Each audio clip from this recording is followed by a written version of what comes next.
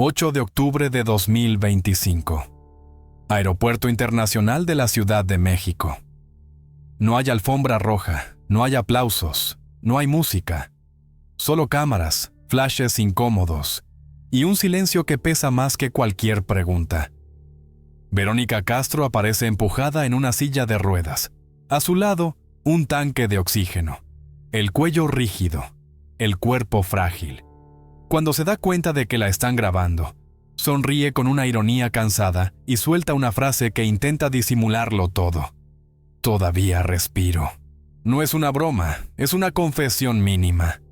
33 años antes, en 1992, esa misma mujer era recibida en Moscú como una jefa de Estado.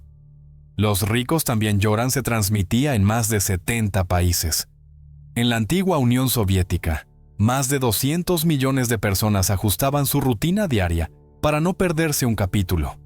No era una actriz, era un fenómeno mundial, una presencia que cruzaba fronteras, idiomas y sistemas políticos. Hoy, en cambio, la mujer que enseñó a amar, a sufrir y a perdonar desde la televisión latinoamericana, vive rodeada de silencio y de miedo. Durante décadas se habló de romances, de glamour, de contratos millonarios con Televisa, de portadas perfectas y sonrisas eternas. Se habló de Cristian Castro como el hijo prodigio, del apellido como una dinastía intocable. Pero detrás de esa imagen hubo algo que nunca se quiso mirar de frente. Golpes que no llegaron a los titulares. Denuncias que quedaron enterradas en juzgados extranjeros. Hospitales, mentiras piadosas y una columna vertebral sostenida por titanio. Una madre que mintió para proteger y un hijo que terminó convirtiéndose en amenaza. Más de 20 años después de un episodio que marcó un punto de no retorno, la verdad sigue fragmentada. ¿Qué pasó realmente dentro de esa casa donde el amor se confundió con control? ¿Por qué una de las mujeres más poderosas de la televisión mexicana terminó viviendo aislada, medicada y vigilada? ¿Y en qué momento la sangre dejó de ser refugio para convertirse en peligro? En este video verás declaraciones judiciales realizadas en Miami, testimonios de personas que estuvieron ahí cuando todo se rompió, registros médicos que explican por qué un golpe pudo haber sido mortal, y las palabras de quienes rompieron el silencio cuando ya no había marcha atrás. Esta es la historia de cómo el rostro más amado de las telenovelas no fue destruido por la fama, sino por aquello que más protegió. La historia de una mujer que conquistó al mundo, pero nunca logró sentirse a salvo en su propia casa. Y para entender cómo Verónica Castro pasó de ser la madre de América a vivir con miedo de su propia sangre, hay que regresar al principio. Cuando el amor todavía parecía suficiente. Todo comenzó mucho antes de los aplausos, antes de las portadas, antes de que su nombre sonara como una marca. Para entender por qué Verónica Castro aprendió a callar incluso cuando el cuerpo gritaba, hay que regresar a un barrio de la Ciudad de México donde la palabra familia no era un concepto bonito, era una obligación, era supervivencia. San Rafael, una colonia de clase trabajadora que en aquellos años olía a camión, a fritanga de esquina, a ropa tendida en azoteas. Verónica no creció rodeada de lujos ni de promesas. Creció viendo a su madre, Doña Socorro, estirar el dinero como si fuera una liga a punto de romperse. 4 hijos. Un padre que se fue. Y esa ausencia no era un drama de telenovela, era una sombra diaria. En muchas casas del México de entonces, los hombres que desaparecen no se explican, se borran. Y lo que queda es una mujer cargando el mundo con las manos. Ahí se formó la primera ley de Verónica. Si quieres que tu familia coma mañana, no puedes derrumbarte hoy. Tienes que aguantar. Tienes que resolver. Tienes que sonreír aunque por dentro estés vacía. Esa mentalidad no nace con la fama, nace con el hambre. A los 14 años, cuando otras niñas todavía estaban aprendiendo a esconderse del mundo, ella hizo algo que define su carácter para siempre. Se acercó a un político para pedir una beca para una escuela de arte. No fue un capricho, fue una estrategia. Era la forma de abrir una puerta donde no había ninguna. Desde ese momento, la vida dejó de ser un camino y se volvió un turno doble. Fotonovelas, radio, baile, programas, lo que fuera. Trabajo tras trabajo. No para cumplir un sueño, sino para sacar a los suyos del hoyo. Y cuando por fin llegó la televisión, cuando el rostro empezó a repetirse en pantallas y revistas, la paradoja se hizo brutal, porque el éxito le dio luz a su nombre, pero le quitó oscuridad a su casa. Ella se convirtió en el sostén económico de todos, la que paga, la que resuelve, la que salva.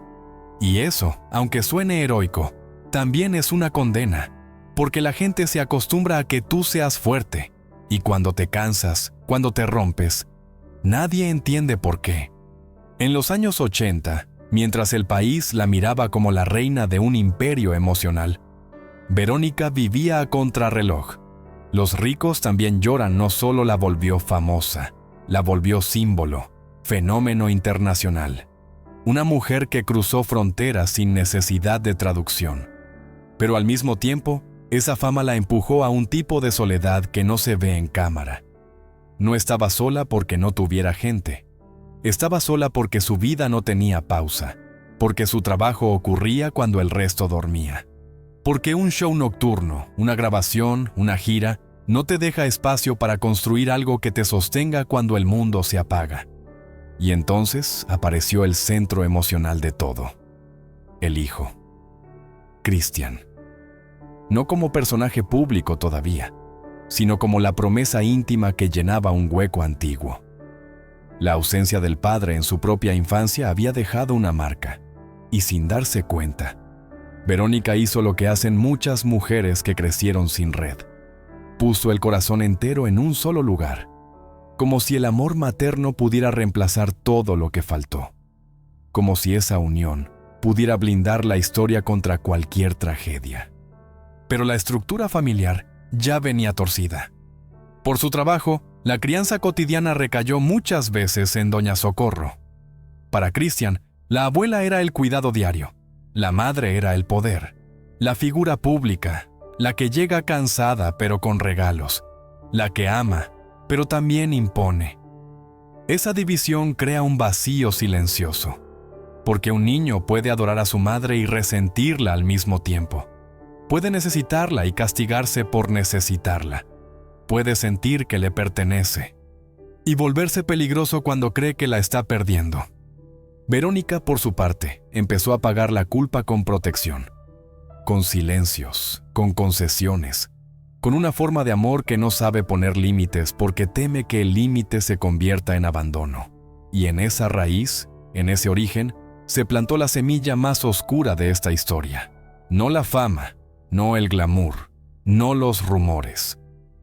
La semilla fue una idea vieja, aprendida en la pobreza y reforzada en el éxito, que la familia se defiende a cualquier precio, incluso cuando ese precio eres tú.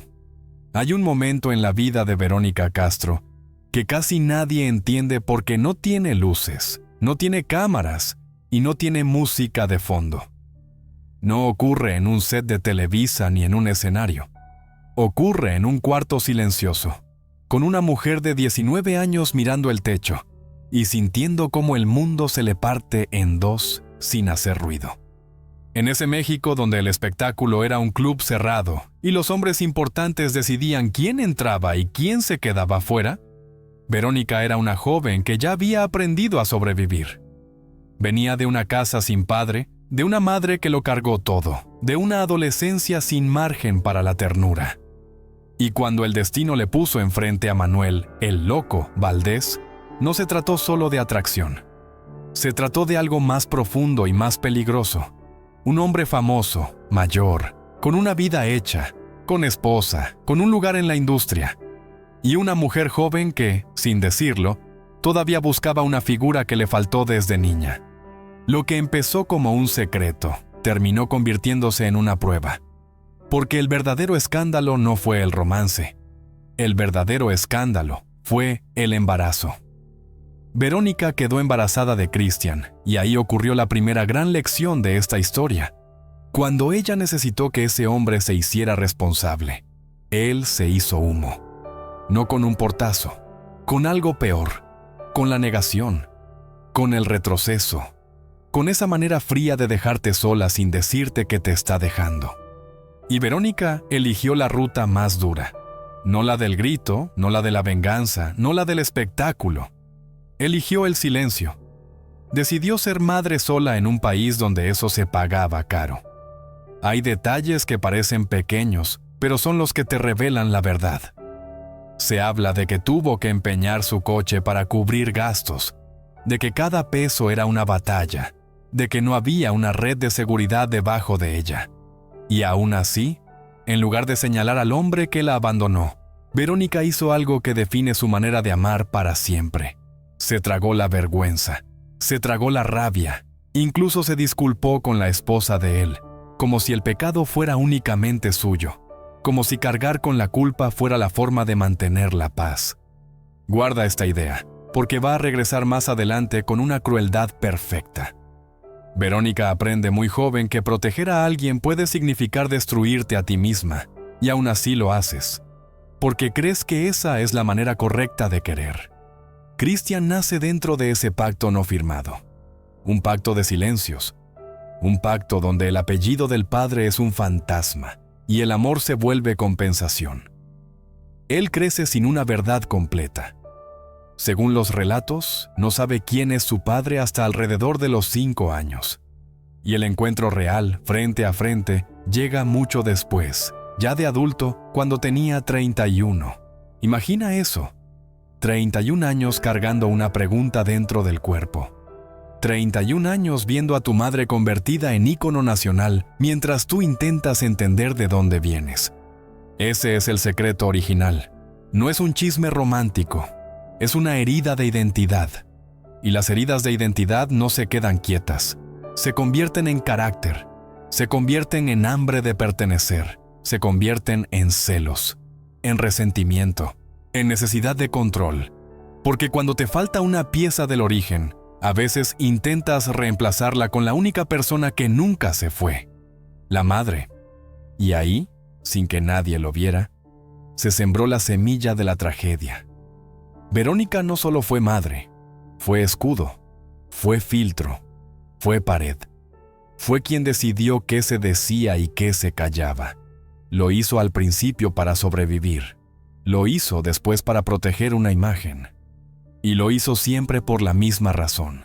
Porque en su mundo, la familia era un refugio que se defendía a cualquier precio. Solo que hay una pregunta que nadie quiso hacer cuando todo era todavía tierno. ¿Qué pasa cuando el niño crece dentro de un secreto y aprende, sin darse cuenta, que la verdad siempre se puede doblar para que no duela? ¿Qué pasa cuando el amor se vuelve una deuda y la culpa se vuelve una cadena? Todavía no hemos llegado a la noche en que todo se rompe. Pero para entender por qué Verónica fue capaz de callar incluso cuando su vida empezó a desmoronarse, primero hay que mirar este origen. Aquí nació el patrón. Aquí se escribió el guión invisible. Aquí comenzó la costumbre de mentir por amor. A Christian Castro lo presentaron durante años como un milagro de la industria. El hijo de la diva, el niño que cantaba con carisma, el apellido convertido en espectáculo. Pero en la historia íntima de Verónica, Christian no fue primero un cantante. Fue un vacío que ella intentó llenar con todo lo que tenía.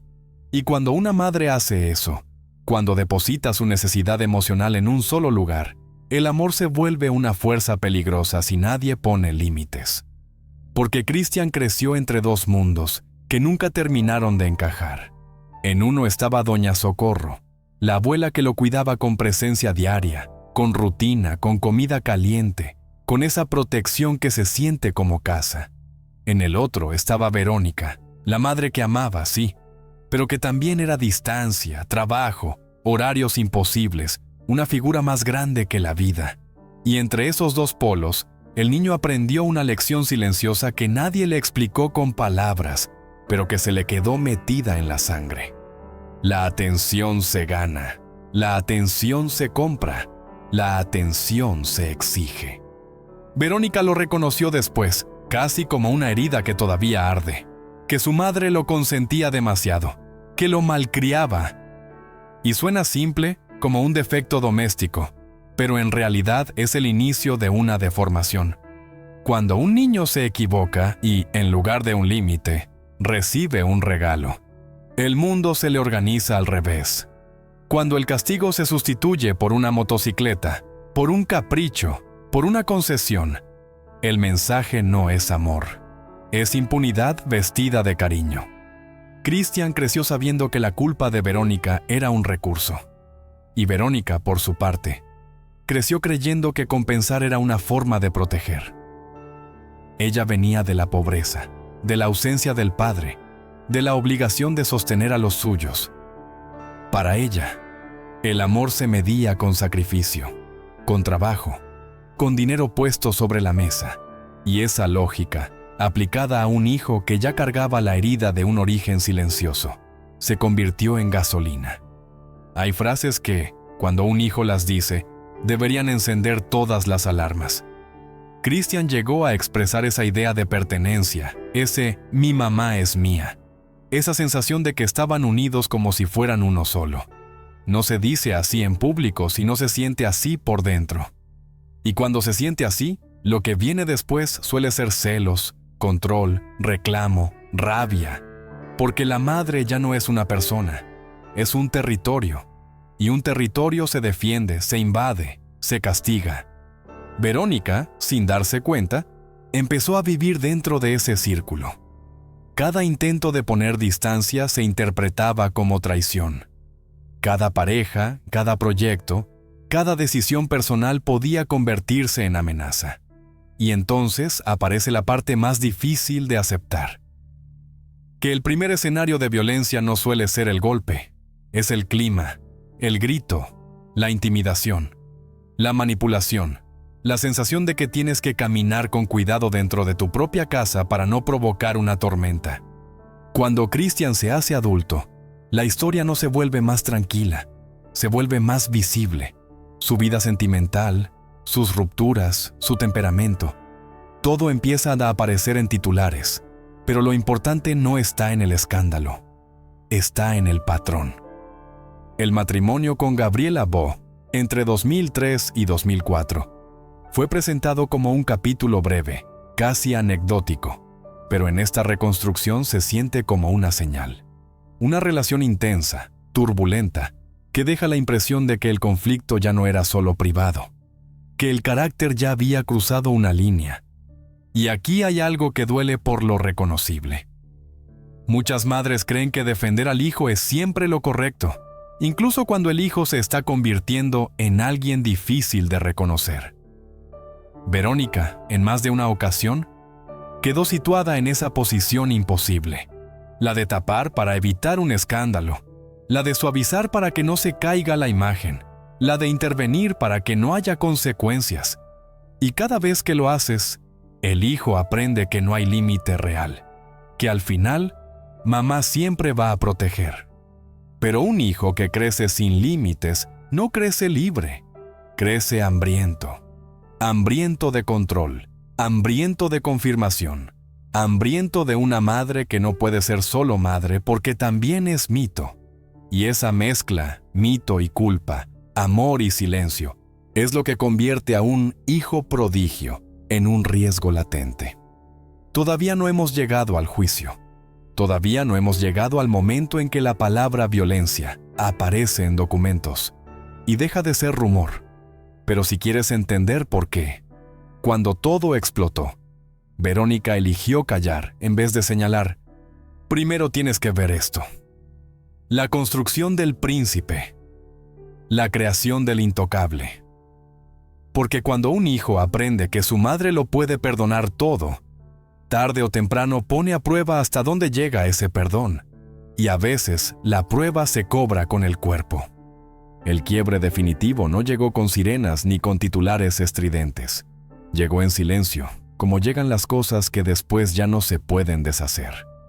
Llegó cuando la intimidad de la familia se trasladó a un expediente judicial, y lo que durante años había sido rumor, miedo y justificación empezó a tomar forma en declaraciones oficiales.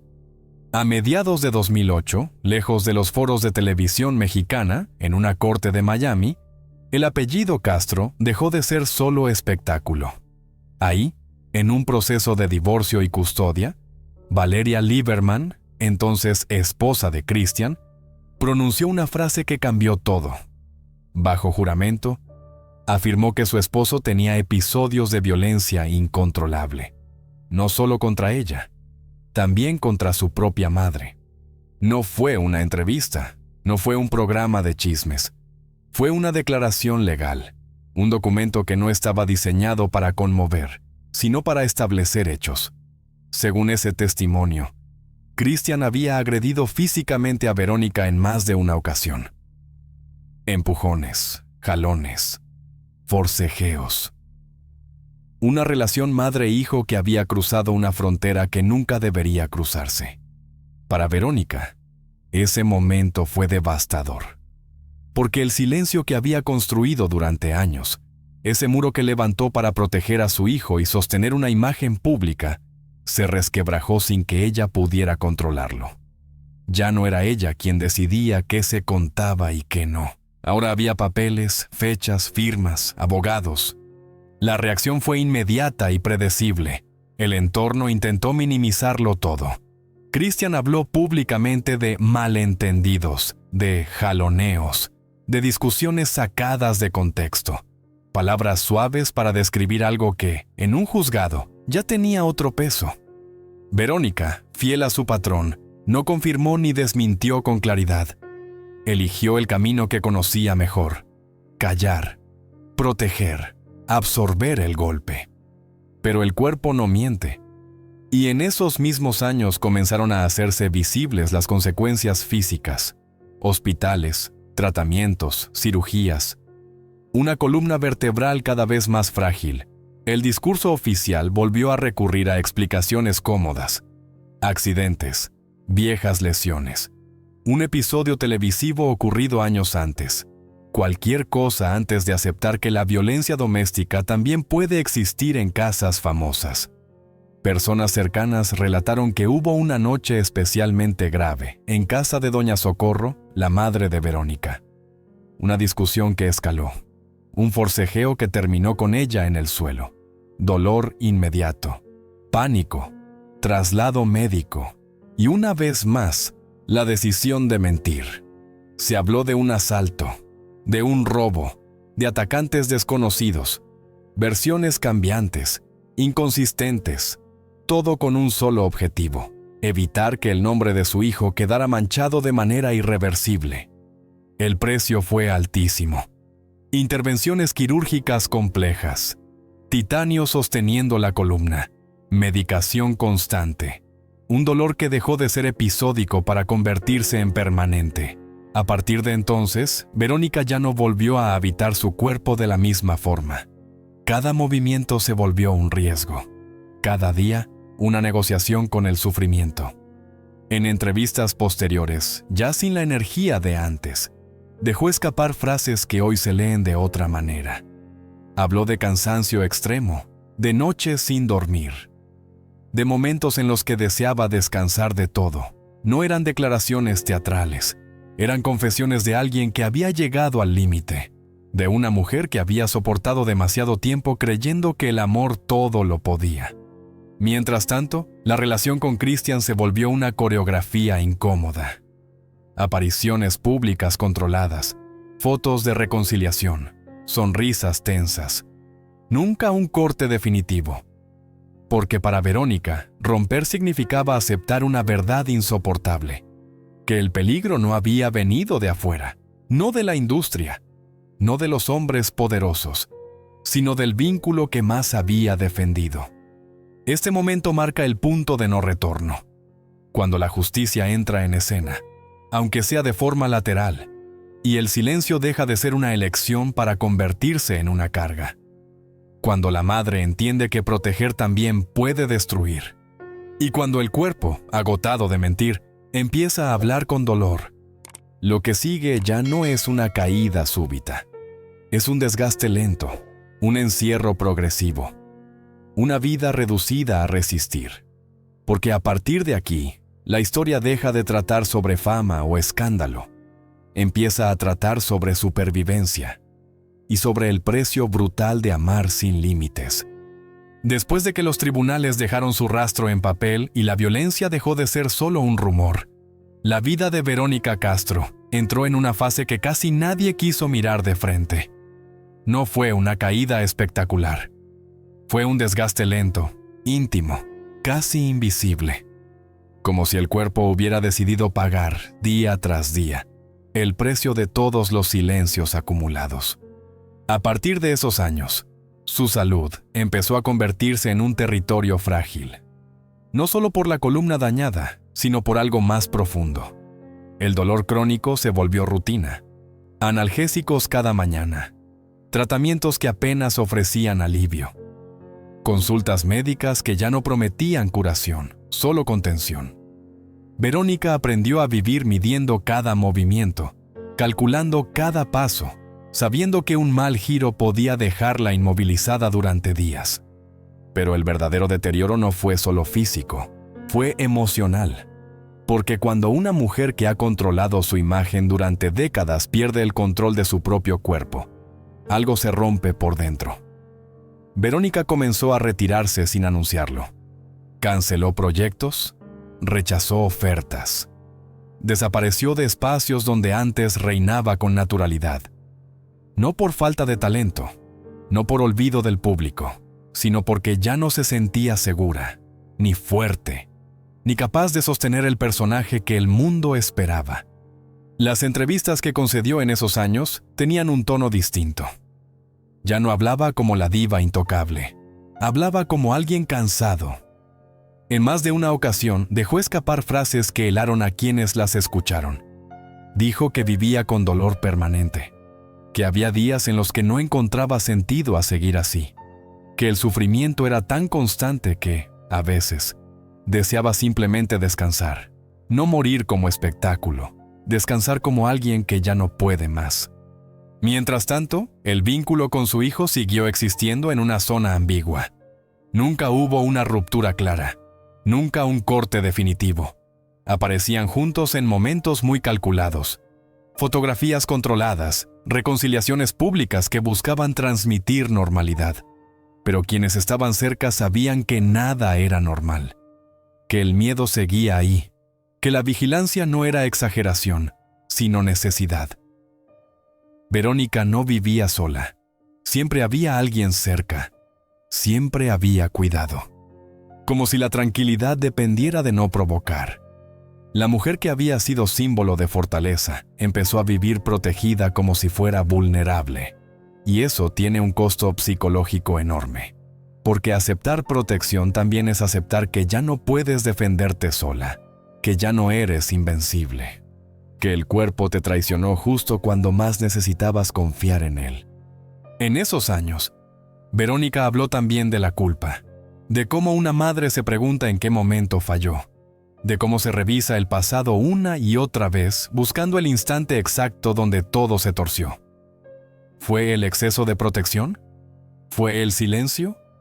¿Fue no haber puesto límites cuando aún era posible?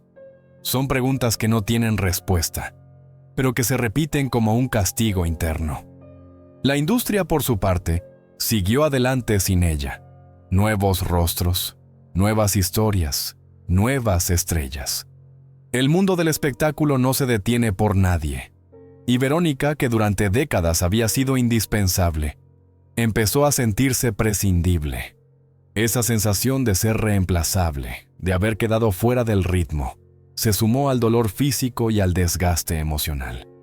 En más de una ocasión, personas cercanas contaron que Verónica se refugiaba en recuerdos, en fotos antiguas, en grabaciones de programas donde se la veía fuerte, luminosa, segura, como si observar a esa mujer del pasado fuera la única forma de recordar quién había sido antes de convertirse en alguien que necesitaba ayuda para levantarse de una silla. Y sin embargo, incluso en ese estado, siguió protegiendo. Nunca señaló directamente. Nunca confirmó públicamente lo que muchos daban por hecho. Eligió cargar con todo ella sola, como había aprendido desde niña, como había hecho toda su vida, pensando que el sacrificio era una forma de amor. Esta etapa no es un epílogo, es una antesala, el momento en que la vida se reduce a sobrevivir sin hacer ruido, en que el silencio deja de ser estrategia y se convierte en refugio. Porque lo que vino después ya no tuvo que ver solo con el pasado, sino con la manera en que Verónica Castro tuvo que aprender a vivir cuando el cuerpo, la voz y la seguridad dejaron de acompañarla. Y todavía falta entender cómo ese desgaste la llevó a tomar decisiones extremas. Decisiones que, dichas en voz baja, revelan hasta qué punto el dolor puede empujar a alguien a desear algo tan simple y tan aterrador como dejar de sufrir. El aislamiento no fue una decisión repentina. Fue un proceso lento, casi imperceptible, como una puerta que se va cerrando sin hacer ruido. Después de los años de hospitales, cirugías y silencios incómodos, Verónica Castro empezó a desaparecer de la vida pública sin anunciarlo. No hubo comunicado oficial, no hubo despedida, simplemente dejó de estar. Las cámaras dejaron de entrar a su casa, los teléfonos dejaron de sonar. Las invitaciones se acumularon sin respuesta. Para una mujer que había vivido 4 décadas bajo reflectores, ese retiro no fue descanso, fue encierro. Porque no se retiró por cansancio artístico, sino por miedo. Miedo al dolor físico, miedo a una caída, miedo a perder el control frente a todos. Miedo, sobre todo, a que alguien preguntara lo que nunca quiso responder. Quienes estuvieron cerca en esos años hablan de una rutina estricta, medicación cronometrada, terapias constantes, vigilancia permanente. Verónica no dormía tranquila. El cuerpo, frágil por dentro, se había convertido en una jaula. Cada movimiento era calculado, cada salida evaluada como un riesgo. Ya no era la mujer que entraba a un foro y dominaba el espacio. Era alguien que necesitaba protección incluso dentro de su propia casa. El vínculo con su hijo seguía existiendo, pero en una forma extraña, tensa, cuidadosamente administrada.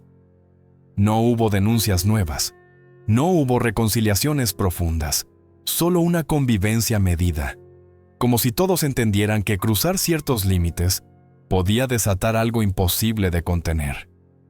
Verónica siguió haciendo lo que había hecho siempre: sostener, aguantar, callar. En entrevistas esporádicas, cuando todavía aceptaba hablar, dejó escapar frases que hoy suenan a advertencia. Habló de un cansancio que no se quita durmiendo, de un dolor que no se va con medicinas, de días en los que no quería levantarse de la cama. En más de una ocasión dijo, casi como quien no quiere decirlo del todo, que había momentos en los que deseaba no seguir así. No lo dijo como amenaza, lo dijo como agotamiento absoluto. Para el público, esas palabras pasaron desapercibidas. Se interpretaron como dramatismo, como exageración, como parte del personaje, pero no lo eran. Eran señales claras de alguien que llevaba demasiado tiempo sobreviviendo en lugar de vivir. La casa se convirtió en refugio y prisión al mismo tiempo. Verónica dejó de confiar en el exterior, en la industria, en la gente, incluso en sí misma. Las amistades se redujeron. El círculo se cerró. Cada vez menos personas tenían acceso a ella, no por soberbia, por necesidad de control. Porque cuando el cuerpo falla y el pasado pesa, el mundo se vuelve un lugar peligroso. Y aún así, nunca se permitió romper la imagen del todo. Nunca señaló. Nunca acusó públicamente. Nunca dio nombres. Eligió cargar con la historia completa, como si asumirla fuera la única forma de mantenerla bajo control. Para Verónica, hablar no era liberación, era traición. ¿Y una madre? Según su propia lógica, no traiciona. Esta etapa marca algo crucial. No es el escándalo, no es la denuncia, es el silencio final. El momento en el que una mujer entiende que ya no tiene fuerzas para sostener 2 vidas a la vez. La pública y la privada. La madre fuerte y la mujer herida. A partir de aquí, todo se reduce a resistir sin hacer ruido. Porque lo que viene después ya no tiene que ver con golpes ni con juicios. Tiene que ver con el cuerpo que ya no responde, con la mente que se cansa y con una pregunta que empieza a rondar de manera peligrosa. ¿Hasta cuándo se puede seguir así? Verónica Castro, la mujer que enseñó a millones a llorar frente a una pantalla, empezó a llorar lejos de todas ellas, sin cámaras, sin aplausos, sin testigos. Y ese silencio, más que cualquier escándalo, es la parte más dura de su historia. El final de esta historia no tiene aplausos ni justicia tardía. No hay una escena de cierre donde todo se ordena y el dolor encuentra sentido. Hay, en cambio, una mujer que sigue respirando con dificultad, un cuerpo que ya no responde como antes, y una vida que se sostiene día a día por pura inercia. Verónica Castro no cayó, se quedó atrapada. En los últimos años, su mundo se redujo a espacios controlados, una casa silenciosa, pocas personas, rutinas estrictas. El espectáculo quedó atrás, no como un recuerdo glorioso, sino como algo que duele mirar demasiado tiempo. Porque cada imagen del pasado, los foros llenos, los viajes, el poder absoluto frente a una cámara, contrasta de manera brutal con el presente. Un presente donde levantarse de la cama ya es un triunfo y donde el cuerpo impone reglas que no admiten negociación. Aún así, Verónica sigue siendo Verónica, no por la fama, sino por la forma en que eligió enfrentar lo que le tocó. Nunca hubo una denuncia frontal, nunca una entrevista explosiva, nunca un ajuste de cuentas público. Eligió el silencio hasta el final, no como cobardía, sino como coherencia con la mujer que siempre fue. La que aprendió desde niña que la familia se sostiene aunque duela. La que creyó que proteger era más importante que salvarse a sí misma. Con el tiempo, ese silencio se volvió su legado más incómodo, porque obliga a mirar una pregunta que nadie quiere responder con honestidad. ¿Cuántas mujeres sostienen estructuras que las destruyen por amor, por culpa o por miedo? ¿Cuántas madres callan para no romper a los hijos, aun cuando el precio es su propio cuerpo? En medio de todo, hay una figura que aparece como un pequeño punto de luz. Su nieta Rafaela. Una niña que no carga con la historia completa, que no heredó la culpa ni el conflicto, que se acerca a Verónica desde un lugar distinto, sin expectativas, sin reclamos, sin cuentas pendientes. Para ella, Verónica no es la diva ni la madre que falló o que protegió demasiado. Es simplemente una abuela. Y en ese vínculo nuevo, más limpio, hay algo parecido a la paz. No es una redención grandiosa. No borra el pasado, no repara el daño físico ni devuelve los años perdidos. Pero es una tregua. Un espacio donde el amor no exige sacrificio extremo. Donde no hay que mentir para proteger, donde basta con estar. Hoy, cuando se habla de Verónica Castro, muchos siguen buscando el escándalo definitivo, la confesión que nunca llegó, la verdad dicha en voz alta. Pero quizá esa no sea la historia que toca contar. Quizá la historia real es esta, la de una mujer que lo tuvo todo frente al público y casi nada en privado. La de una madre que confundió amor con resistencia. La de un cuerpo que terminó pagando lo que la palabra nunca quiso decir. El legado de Verónica no está solo en las telenovelas que marcaron generaciones, ni en los récords de audiencia. Está en esta advertencia silenciosa. El amor sin límites no siempre salva. A veces destruye lentamente. Y el silencio, cuando se vuelve costumbre, puede ser tan violento como cualquier golpe. No hay moraleja cómoda. No hay cierre perfecto. Solo queda una imagen. La de una mujer que conquistó al mundo, que fue símbolo de fuerza y de éxito, aprendiendo a vivir despacio, lejos de los reflectores, con un cuerpo herido pero con la dignidad intacta. Tal vez ese sea el único triunfo que le quedó, haber sobrevivido, aunque el precio haya sido demasiado alto.